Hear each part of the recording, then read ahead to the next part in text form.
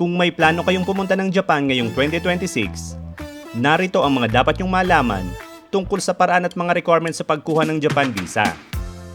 Agad kaming nakakuha ng visa sa una naming pag-apply, kaya ituturo ko sa inyo kung paano ihanda ang mga requirements para hindi kayo magpabalik-balik kung sakaling mali at kulang ang inyong mga ipapasang dokumento.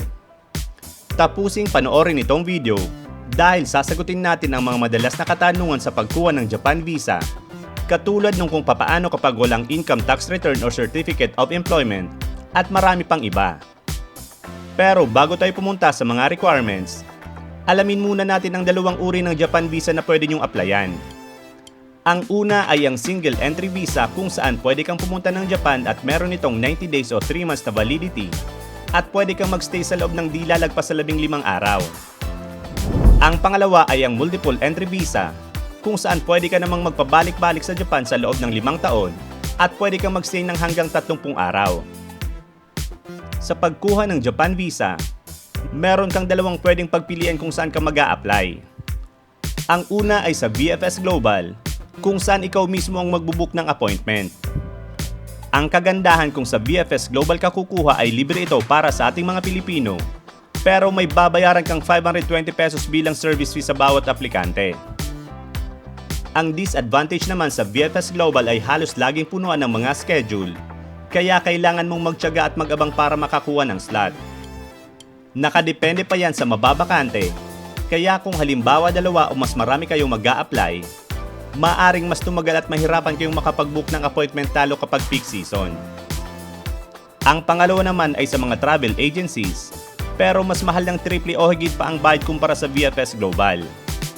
Maaring meron rin silang hinging karagdagang requirements katulad ng authorization letter at iba pa, dahil sila na ang magpapasa ng mga requirements sa Japan Embassy.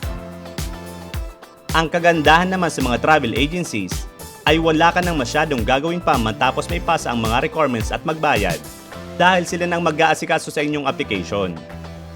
Ilalagay ko rin sa huling bahagi ng video ang mga listahan ng mga travel agencies na accredited ng Japan Embassy.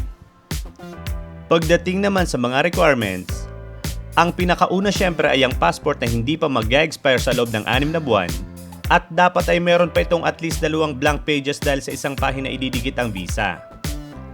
Dapat ay wala rin itong anumang sira, punit o kaya dumi at huwag rin kalimutan na pirma ng pangatlong page ng inyong passport. Tandaan rin na kasama itong ipapasa, kaya kung halimbawa na meron kayong travel abroad sa mga susunod na araw o linggo ng inyong application, ipagpaliban nyo muna ang pagkuha ng visa dahil kailangan ng mismong passport sa mga ipapasang dokumento. Ang pangalawang requirement ay kailangang i-fill out ang ilang mahalagang impormasyon ng aplikante sa Visa Application to Enter Japan form, katulad ng nasa passport, kailan at ilang araw ang plano nyong pagstay sa Japan, pangalan at address ng hotel o bahay na tutuluyan nyo, at iba pa. Lagyan ng NA o not applicable sa mga blanko kung wala ka namang isasagot, katulad halimbawa kung wala ka namang employer. Siguraduhin na tama lahat ang inyong ilalagay, i-print ang form at huwag kalimutang pirmahan. Kung may kasama kayong underage o kaya PWD, pwedeng ang magulang na ang magpirma para sa kanila. Ang pangatlong requirement ay ang colored picture o photograph ng aplikante na kinuha sa loob ng 6 na buwan at lagyan ng buong pangalan at date of birth sa likod. Kailangan ay malinaw ang kuha at kulay puti ang background at may sukat na 4.5 by 3.5 cm. Kung hindi sigurado, tingnan ang kanang itaas na bahagi ng visa application form dahil doon ito ilalagay. Ang pang-apat ay isang color copy ng passport bio page o yung page kung saan naroon ang inyong litrato at pirma. Ang pang-5 naman ay isa ring color copy ng inyong lumang Japan visa kung sakaling nagkaroon na kayo nito dati. Pero kung first time nyo pa lang nakukuha, hindi nyo na ito kailangan pang problemahin. Huwag nyo rin palang kakalimutan na ang gagamiting bond paper sa mga ipiprint yung dokumento ay A4 size. Para naman sa pang-6 at pang-7 ay birth certificate at karagdagang marriage certificate para sa mga married applicants na parehong mula sa PSA na inisyu sa loob ng di lalagpas sa 1 taon. Pero kung dati na kayong nagkaroon ng Japan visa sa inyong passport, hindi nyo na kinakailangan kumuha pa nito. Para sa pangwalo ay kinakailangan nyong gumawa ng itinerary sa Japan. Kasama dito syempre ang date of entry at departure, details of accommodation katulad ng pangalan, address at phone number ng inyong tutuluyan. Pero tandaan na hindi nyo naman kinakailangan na mag-book agad ng flight ticket o hotel, kaya mag-search na lang kayo kung saan nyo planong magstay sa Japan at yun na lang ilagay ninyo. Pagdating sa itinerary, hindi nyo rin kinakailangan na punuin ang inyong schedule. Halimbawa sa day 1, pwede ang ilagay nyo lang ay arrival in Japan. Day 2 sa Disneyland o Disney Sea. Day 3 ay Mount Fuji Tour hanggang sa umabot ng last day at pwedeng departure from Japan na lang ang inyong ilagay. Kung kayo ang magbabayad sa lahat ng inyong travel expenses, kailangan nyong kumuha ng bank certificate na may ADB o average daily balance within 6 months. Depende sa inyong bangko kung magkano ang bayad sa pagkuha nito. Katulad ko sa BPI, 300 pesos ang siningil sa akin. Meron ring mas mura katulad ng sa BDO na 100 pesos lang ang bayad. Basta sabihin nyo lang para sa Japan visa application at depende rin sa bangko kung pwede nyo itong makuha sa loob ng ilang minuto at meron ring pinapabalikan na lang sa susunod na araw. Para sa inyong kaalaman, isang page lang ang bank certificate basta nakasaad dito ang ADB o yung laman ng account mo 6 months ago at yung laman niya ngayon. Depende rin sa bangko. Ang iba ay hindi A4 ang papel na gamit o kaya hindi sulat kamay ang pirma. Huwag nyo na itong poproblemahin dahil tinatanggap naman nila kung anong binigay sa inyo ng bangko. Ang pang-10 requirement naman ay ang latest tax payment certificate. Para sa mga empleyado, kailangan ng Form 2316 na may pirma ng employer at employee.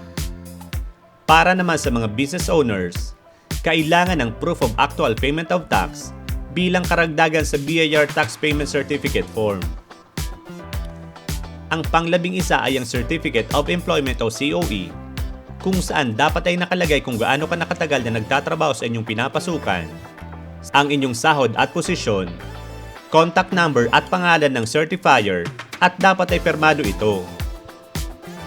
Para naman sa mga business owners, kailangan nyo ng Certificate of Registration mula sa SEC o Securities and Exchange Commission o kaya ng DTI o Department of Trade and Industry at Mayor's Permit mula sa City Hall. Para naman sa mga estudyante, isang kopya ng School ID o Certificate of Enrollment mula sa inyong paaralan ang dapat isubmit. Paano naman ang mga retiree, full-time housewife o mga unemployed na katulad ko na walang maipapakitang tax payment certificate?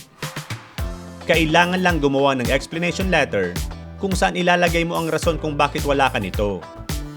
Halimbawa sa kaso ko, wala akong Certificate of Employment dahil self-employed ako at wala rin akong maibibigay na ITR dahil nagpa-register pa lang ako ng aking leather goods business sa DTI at BIR noong isang taon. At kung mahilig rin pala kayo sa mga handmade leather wallets, passport holder, keychain at marami pang iba na gawa sa tunay na balat ng hayop, pwede kayong mag-subscribe sa Torts Leather Crafts at i-follow na rin ang aming iba pang social media accounts. Kung halimbawa naman na meron kayong sponsor o guarantor dito sa Pilipinas na mag-aambag o gagastos sa inyong travel expense sa Japan, kailangan mo ng guarantee letter at proof of relationship ng applicant at ang guarantor, katulad ng birth certificate. Bukod dito, kailangan pa rin ang mga nabanggit kong bank certificate, tax payment certificate, at source of income ng guarantor. At katulad ng sinabi ko kanina, kung plano nyo na sa mga travel agency mag-a-apply ng visa, maaari silang humingi ng karagdagang dokumento katulad ng list of applicants, authorization letter para sa mga mismong agency, at isa pang authorization letter para sa PSA at iba pa. Narito naman ang mga listahan ng mga travel agencies na accredited ng Japan Embassy sa Pilipinas. Pwede nyo itong screenshot at hanapin ang travel agency na pinakamalapit sa inyong lugar o kaya ay tawagan kung meron kayong katanungan sa mga requirements na kailangan nila. Kung sa tingin mo ay nakatulong at nagustuhan nyo ang mga ganitong video, huwag kalimutang mag-like at follow para sa iba pang travel tips.